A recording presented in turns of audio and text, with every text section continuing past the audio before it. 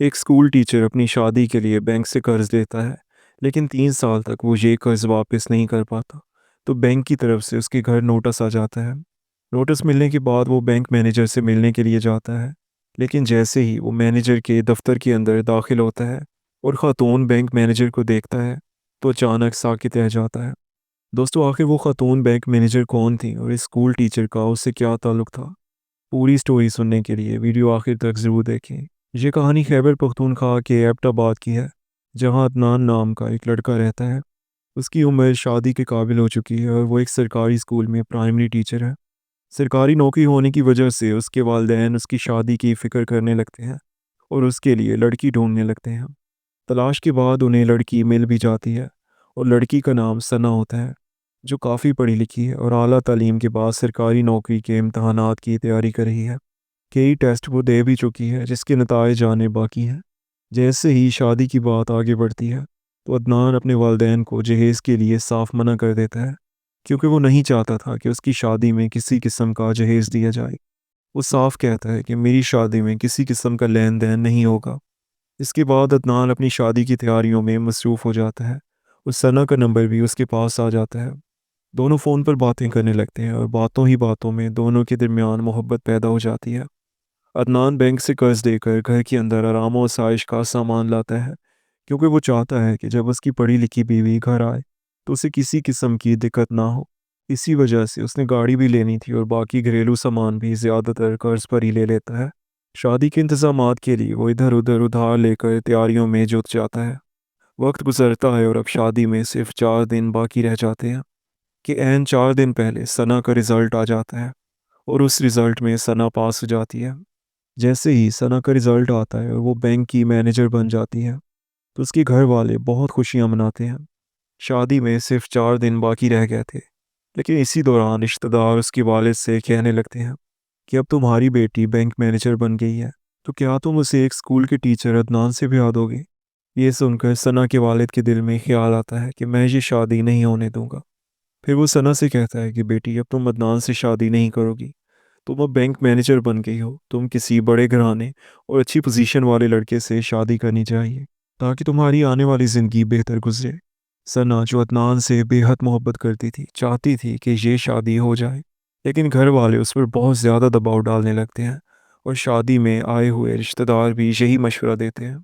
उधर अदनान को भी इल्म था कि सना का रिज़ल्ट आने वाला है, और जैसे ही रिज़ल्ट आता है तो उसे भी पता चल जाता है कि सना बैंक मैनेजर बन गई है। ये सुनकर वो बहुत खुश होता है और उसे फ़ोन करके मुबारकबाद देना चाहता है। शुरू में जब वो 2-3 बार फ़ोन करता है, तो सन्ना फ़ोन नहीं उठा पाती, क्योंकि उसके घर वाले उस पर सख्त दबाव डाले बैठे होते हैं और सब लोग उसके आसपास मौजूद होते हैं। अदनान ये सोचता है कि शायद घर वाले और रिश्तेदार मुबारकबाद दे रहे हैं, इसी वजह से वो फ़ोन नहीं उठा रही। कुछ देर बाद ही वो दोबारा कॉल करता है और इस बार सना फ़ोन उठाती है, लेकिन फ़ौरन अपने वालिद को थमा देती है और कहती है अबू अदनान से बात करें। उसके वालिद फ़ोन लेते हैं और कहते हैं, बेटा तुम्हें तो पता ही होगा कि सना बैंक मैनेजर बन गई है। ये सुनकर अदनान बहुत खुश हो जाता है और जोश में कहता है, जी अबू, मुझे मालूम है, मुझे उस पर बहुत फ़ख्र है। लेकिन उसके वालिद आगे से कहते हैं, बेटा अब जबकि सना बैंक मैनेजर बन गई है, तो हम फ़िलहाल उसकी शादी नहीं कर सकते। ये सुनकर अदनान के पैरों तले से ज़मीन निकल जाती है, क्योंकि शादी के सिर्फ 4 दिन बाकी थे। शादी हॉल बुक हो चुका था, कार्ड बांटे जा चुके थे और मेहमान भी आना शुरू हो गए थे। अदनान घबरा कर कहता है, अब्बू जी, ये आप क्या कह रहे हैं? तो वो जवाब देते हैं, बेटा सना को अभी जॉब ज्वाइन करनी है, ट्रेनिंग करनी है और ये सब 2 साल तक चलेगा। इसीलिए हमने सोचा है कि अपनी बेटी की शादी 2 साल बाद करेंगे। ये सुनकर अदनान कहता है कि अबू जी, अगर आप चाहते हैं तो 2 साल बाद ही शादी कर लें, मुझे कोई एतराज़ नहीं। लेकिन सना के वालिद जवाब देते हैं कि बेटा 2 साल बहुत लंबा वक्त होता है और हम तुमसे कोई ज़बानी वादा नहीं कर सकते। इस दौरान कुछ भी हो सकता है, इसलिए हम तुम्हारी अपनी बेटी से शादी नहीं करेंगे। ये सुनकर अदनान बहुत परेशान हो जाता है और कहता है, अबू जी ऐसा न कहे, हमारी बहुत बदनामी हो जाएगी। सब रिश्तेदार आ चुके हैं, शादी के कार्ड बढ़ चुके हैं, लेकिन सना के वाले साफ इनकार कर देते हैं और फ़ोन काट देते हैं। उसके बाद अदनान अपने घर वालों को सारी बात बताता है कि सना बैंक मैनेजर बन गई है। उसके वालिद शादी से इनकार कर रहे हैं। ये सुनकर अदनान के घर वाले बहुत गुस्से में आ जाते हैं और कहते हैं, अदनान, अगर यही काम हम उनके साथ करते तो वो हमारे खिलाफ थाने में रिपोर्ट दर्ज करा देते। तुम भी चलो और उनके खिलाफ रिपोर्ट दर्ज करो ताकि उन्हें जेल की हवा खिलवा सकें। लेकिन दोस्तों, अदनान दिल से सना से मोहब्बत करता था। वो नहीं चाहता था कि उसकी ज़िंदगी में कोई भी मसला आए। उसने अपने घर वालों को मना कर दिया और कहा, नहीं, हम ऐसा नहीं करेंगे। अगर हम थाने जाएं भी तो इन घरेलू मामलात में पुलिस क्या करेगी? उनकी मर्जी है वो अपनी बेटी की शादी करें या ना करें। ये कहकर वो सब खामोश हो जाते हैं और अदनान अपने घर में गमगीन रहने लगता है। उसने कर्ज पर गाड़ी ली हुई थी और घर का सामान भी ज़्यादातर कर्ज पर लिया था। इसलिए वो आहिस्ता आहिस्ता कर्ज की किस्तें भरने लगता है। शादी हाल का सारा पैसा भी ज़ाय हो गया क्योंकि बुकिंग की रकम वापस नहीं मिली। वक्त गुजरता गया और अदनान अपनी ज़िंदगी गुजारने लगता है। वो स्कूल में बच्चों को पढ़ाता और किस्तें अदा करता रहता, लेकिन दिल में हर वक्त सना का इंतज़ार रहता। पूरे 2 साल तक वो सोचता रहा कि सना कभी न कभी उसे फ़ोन करेगी और कहेगी, मुझे माफ़ कर दो अदनान, मैं तुमसे ही शादी करना चाहती हूँ। क्योंकि दोस्तों, फ़ोन पर बातों के दौरान उन दोनों में सच्ची मोहब्बत हो गई थी। लेकिन 2 साल गुजरने के बावजूद सना ने अदनान को कभी फ़ोन नहीं किया। फिर अचानक खबर आती है कि सना की शादी एक बहुत बड़े घराने में हो गई है और वो अपनी ससुराल जा चुकी है। ये सुनकर अदनान की सारी उम्मीदें टूट जाती हैं और वो अंदर से टूट कर रह जाता है। अब न उसका दिल पढ़ाने में लगता है और ना ही किसी और काम में। वो सिर्फ अपना कर्ज चुकाने और दिन गुजारने के लिए जीता है। अदनान की हालत देखकर उसके वालिद भी बीमार रहने लगते हैं क्योंकि कई बार वालिद ने अदनान से कहा था, बेटा तुम शादी कर लो, लेकिन अदनान हर बार इनकार कर देता और कहता, अबू अभी हमारे पास इतने पैसे नहीं हैं। जो कर्ज मैंने ले रखा है पहले वो उतारूंगा, इसके बाद दूसरी शादी करूंगा। वालिद की बीमारी के इलाज पर बहुत ज़्यादा खर्च होने लगा, जिसकी वजह से अदनान का सारा हिसाब किताब बिगड़ गया। कार का कर्ज तो वो उतार देता है, लेकिन बैंक का कर्ज बाकी रह जाता है। इस तरह 4 साल गुजर जाते हैं और 4 साल बाद अचानक बैंक से अदनान को नोटिस आता है कि या तो फौरन कर्जा उतार दो, वरना तुम्हारा घर नीलाम कर दिया जाएगा। उसने जितना कर्ज दिया था उसमें से कुछ रकम वो अदा कर चुका था, लेकिन 1 लाख रुपए अभी बाकी थे। और 4 साल गुजरने के बाद सूद बढ़ता गया और किस्तें टूटने से बोझ और ज़्यादा बढ़ गया। मजबूर होकर अदनान भागता हुआ बैंक मैनेजर से मिलने पहुंचता है। बैंक में पहुंचकर वो चपरासी से पूछता है तो वो इशारा करके मैनेजर की केबिन की तरफ भेज देता है। जैसे ही अदनान दरवाज़ा खोलकर अंदर दाखिल होता है, वो सामने मैनेजर को देखता है तो उसकी आंखें खुली की खुली रह जाती हैं। दोस्तों, मैनेजर की कुर्सी पर बैठी हुई और कोई नहीं बल्कि सना थी। वही सना जिससे 4 साल पहले अदनान की शादी होने वाली थी और जिसके लिए उसने ये कर्ज दिया था। कुछ लम्हे दोनों एक दूसरे को देखते रहते हैं। फिर सना संभल कर कहती है, आइए अदनान साहब बैठिए। अदनान सामने वाली कुर्सी पर बैठ जाता है। सना उसकी फाइल निकालती है और कहती है, आपका तो काफ़ी कर्ज बाकी है, जल्दी से अदा कर दीजिए वरना आपका घर नीलाम हो जाएगा। अदनान कहता है, मुझे कुछ दिनों की मोहलत दे दें, मैं जल्द ही ये कर्ज उतार दूंगा। सना हैरानी से पूछती है, तुमने इतना बड़ा कर्ज लिया ही क्यों था? अदनान आहिस्तगी से कहता है, 4 साल पहले मेरी शादी होने वाली थी। इसी शादी के अखराजात और घर की सहूलतों के लिए मैंने ये कर्ज दिया था। लेकिन फिर मेरे वालिद बीमार हो गए और सारे पैसे उनके इलाज में लग गए। इसी वजह से मैं ये कर्ज वक्त पर अदा न कर सका। बस मुझे थोड़ा वक्त दे दें, मैं ये कर्ज उतार दूंगा।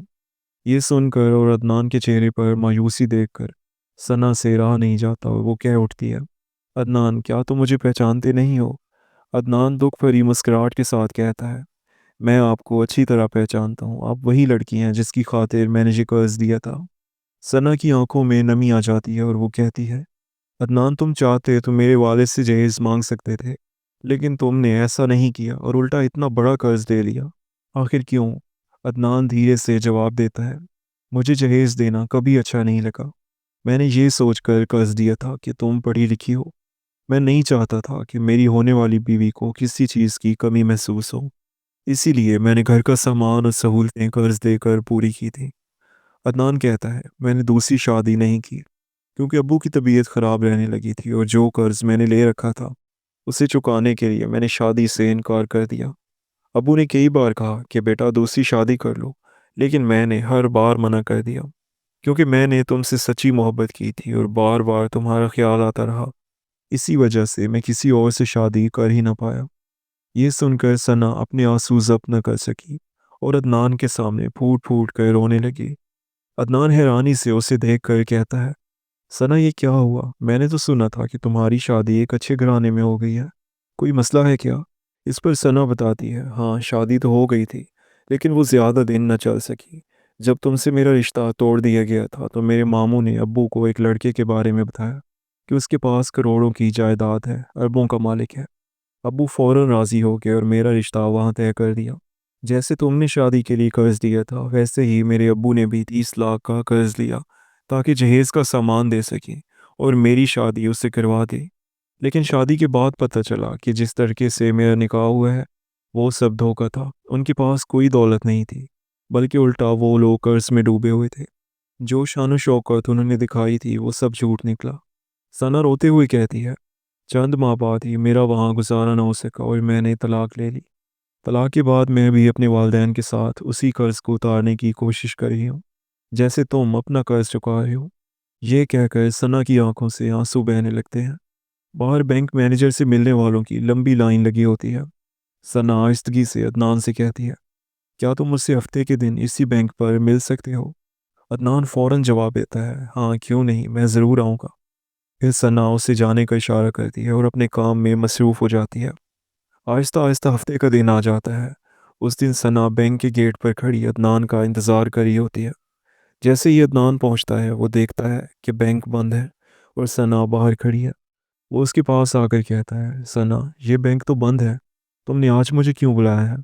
सना मुस्कुरा कर जवाब देती है, मुझे तुमसे कुछ बात करनी थी इसलिए बुलाया यहाँ। फिर दोनों करीब के एक पार्क में चले जाते हैं और एक बेंच पर बैठकर बातें करने लगते हैं। कुछ पुरानी यादों को याद करके हंसते हैं, तो कभी पुरानी जुदाई पर अफसोस करते हैं। कुछ ही देर बाद सना आहिस्तगी से कहती है, अदनान तुमने उस दिन के बाद मुझे फ़ोन क्यों नहीं किया? अदनान जवाब देता है, मैंने इसलिए फ़ोन नहीं किया कि मुझे लगा तुम ही करोगी और अपने दिल की बात दोबारा मुझसे कहोगी। ये सुनकर सना के होंठ कांपने लगते हैं और वो कहती है, अदनान क्या ऐसा नहीं हो सकता कि हम दोबारा निकाह कर लें? अदनान के लिए ये अल्फाज जैसे बरसों से इंतज़ार की घड़ी थे।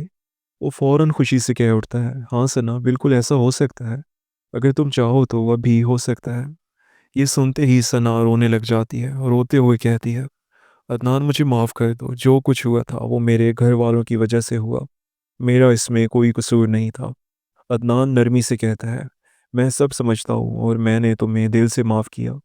फिर कुछ ही दिनों बाद दोनों की दोबारा शादी हो जाती है। शादी के बाद वो अपनी नई ज़िंदगी शुरू करते हैं। सना जो बैंक की मैनेजर थी अदनान को तसल्ली देती है और कहती है, अब तुम आराम से अपना कर्ज उतारो, जब तक मैं यहाँ पर मैनेजर हूँ तुम्हें कोई नोटिस नहीं आएगा और कोई परेशानी नहीं होगी। इसके बाद दोनों अपनी ज़िंदगी में खुशियाँ बांटते हैं और मोहब्बत से अपना घर बसाते हैं। तो दोस्तों ये थी कहानी सना और अदनान की, जिनकी शादी 4 दिन पहले टूट गई थी, लेकिन 4 साल बाद तकदीर ने दोबारा उन्हें मिला दिया। आप इस बारे में क्या सोचते हैं? सना के फैसले पर आपकी क्या राय है और अदनान के सब्र और मोहब्बत के बारे में आप क्या कहना चाहेंगे?